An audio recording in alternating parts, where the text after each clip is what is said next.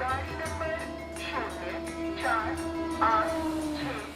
86 साल के इतिहास को पूरा करने वाला हमारा कानपुर सेंट्रल आज आधुनिक सुख सुविधाओं और 10 प्लेटफॉर्मों से सुसज्जित लगभग हर रोज़ 314 रेलगाड़ियों और पौने 2 लाख से ऊपर यात्रियों का स्वागत करता है।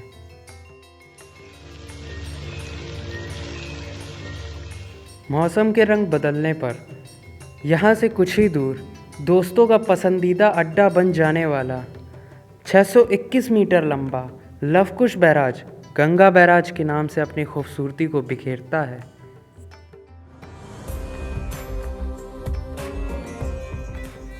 अब आपको लेकर चलते हैं मन को शांत करने वाला गंगा नदी के तट पर स्थापित बिठूर घाट, जो कि अपने ब्रह्मवर्त घाट और अपनी ब्रह्मखुटी के लिए प्रसिद्ध है।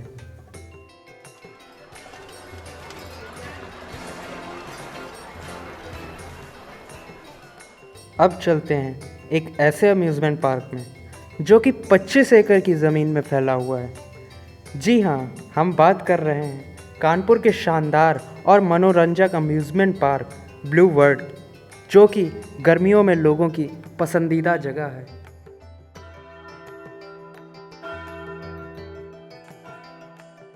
(1875) अंग्रेज़ी सरकार द्वारा लाल ईंटों से निर्मित कानपुर मेमोरियल चर्च उस समय की याद दिलाता है जब कानपुर को कावनपुर कहा जाता था।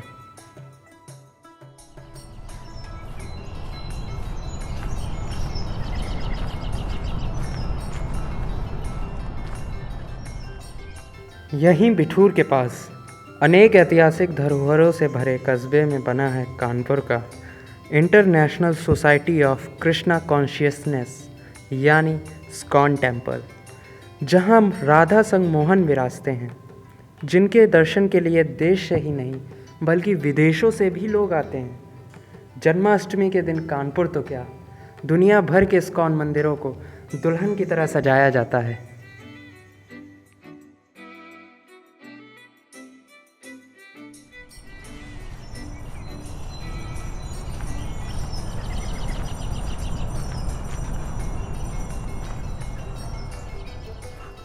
JK टेम्पल या कहें जुग्गी लाल कमलापत टेम्पल 1953 में सिंघानिया परिवार की देखरेख में बना ये राधा कृष्ण का मंदिर और इसके चारों तरफ की हरियाली और चिड़ियों की आवाज़ें आपका मन मोह लेंगी।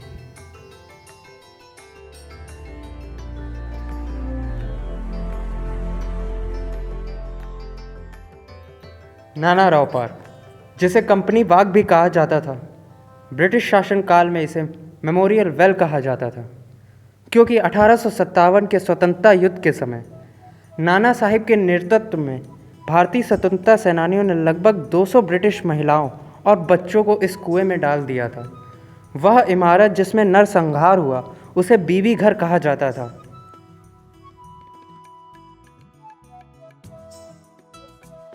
कानपुर संग्रहालय, जिसका निर्माण यूरोपीय व्यापारियों द्वारा नृत्य हॉल के रूप में किया गया था।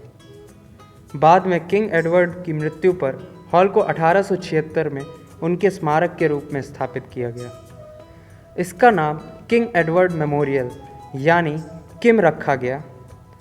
1947 में आज़ादी के बाद किम हॉल का नाम बदलकर गांधी भवन कर दिया गया। गांधी भवन में अब एक नगर पालिका पुस्तकालय और कानपुर संग्रहालय है।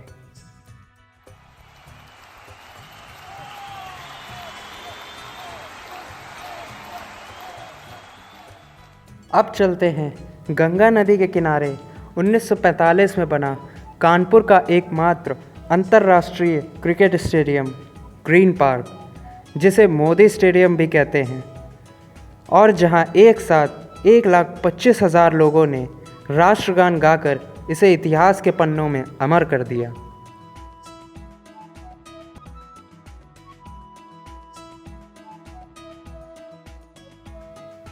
गंगा नदी के तट पर बसा हुआ कानपुर शहर आपका हार्दिक स्वागत करता है।